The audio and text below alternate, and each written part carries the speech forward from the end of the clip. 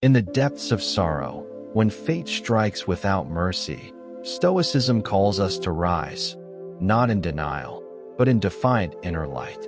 From emperors to modern souls, hear the echo. True victory blooms within, transforming pain into purpose. Let this wisdom stir your heart and arm your spirit against life's storms. Now, Epictetus does not back away from the logic of his teaching in its use for the sorrows of others, though here it is softened by an allowance for the weakness of ordinary people. When you see a person crying in sorrow, either when a child goes away, or when he is dead, or when the person has lost his property, take care that the sight does not rush you away with it, as if you were suffering in outside things. But right away, make a difference in your mind, and be ready to say, it is not that which has happened that bothers this person, for it does not bother another, but it is the opinion about this thing which bothers the person. So far as words go, then, do not be unwilling to show him sympathy, and even if it happens, to cry with him. But take care that you do not cry inside also. At this point, if not before, we feel that Stoicism is harming the better feelings of our nature and are ready to reject it. Stoicism is too hard, cold, and self-focused to teach us our duty, or even to leave us free to act out our best feelings toward our neighbor. We may be as stoic as we please in our own troubles and pains, but let us be careful how we carry over its cold differences into our understanding of our neighbor's suffering. I have taken most of my examples from Epictetus, because this acceptance comes with better grace from a poor, lame man who has been a slave and who lives on the simplest needs of life than from the Emperor Marcus Aurelius and the rich advisor Seneca. Yet the most clear statements of these men teach the same lesson. Seneca credits it to his pilot. In the famous prayer, "Oh, you may save me if you will. You may sink me if you will. But whatever happens, I shall keep my rudder straight."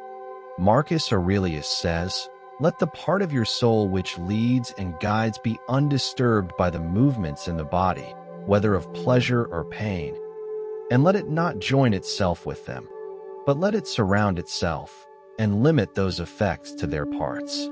Let it make no difference to you whether you are cold or warm, if you are doing your duty, and whether dying or doing something else. For it is one of the acts of life, this act by which we die.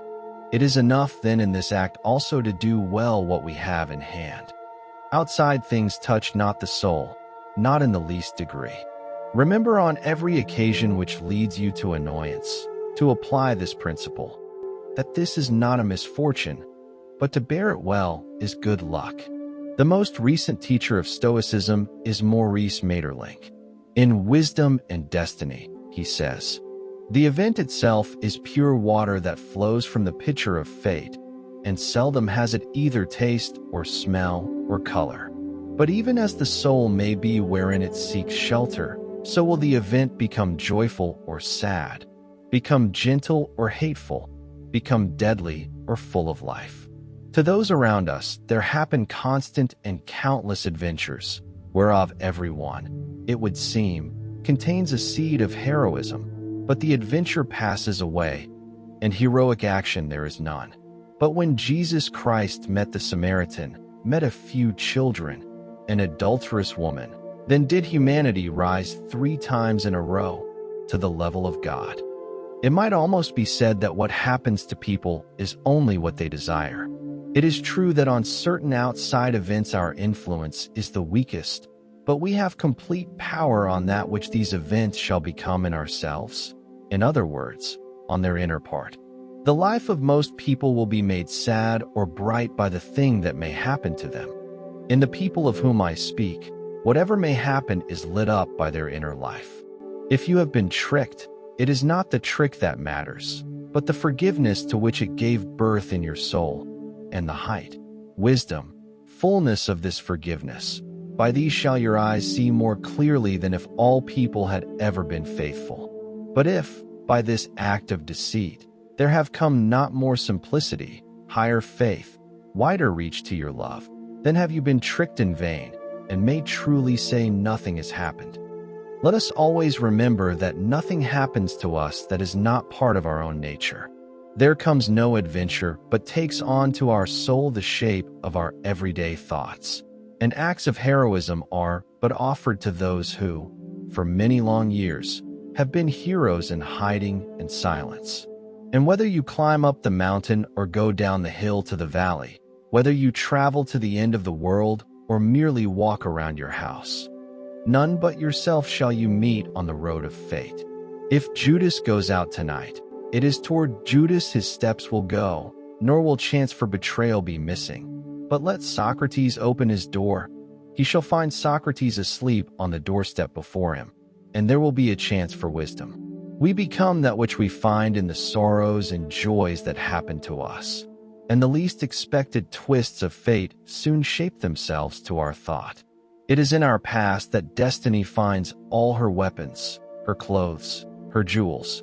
A sorrow your soul has changed into sweetness, to kindness or patient smiles, is a sorrow that shall never return without inner beauty, and a fault or flaw you have faced can harm you no more. All that has thus been changed can belong no more to the enemy forces. Real doom exists only in certain outside disasters, as disease, accident, the sudden death of those we love, but inner doom there is none. Wisdom has willpower enough to fix all that does not bring death to the body. It will even at times enter the small area of outside doom. Even when the act has been done, the misfortune has happened, it still depends on us to deny it the least influence on that which shall happen in our soul.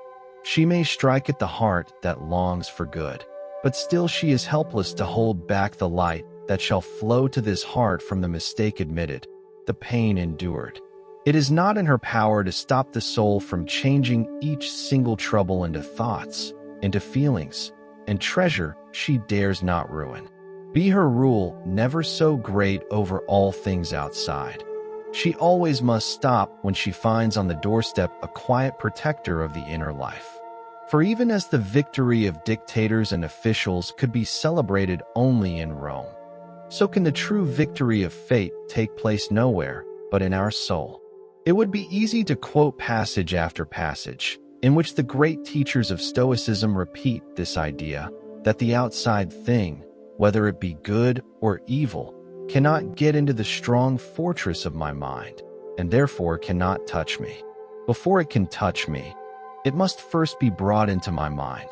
In the very act of bringing it in, it goes through a change, which in the twisted person may turn the best outside things into poison and bitterness, and in the wise person is able to turn the worst of outside facts into goodness, fame, and respect. Out of neutral outside material, thinking makes the world in which we live. And if it is not a good world, the fault is not with the neutral outside materials, such as, to take Epictetus's list of them, wealth, health, life, death, pleasure, and pain, which lie between the virtues and the vices, but in our weak and wrong thinking. In the end, true Stoic power lies within. Face fate with wisdom and claim your inner victory. Pause, reflect, and live it.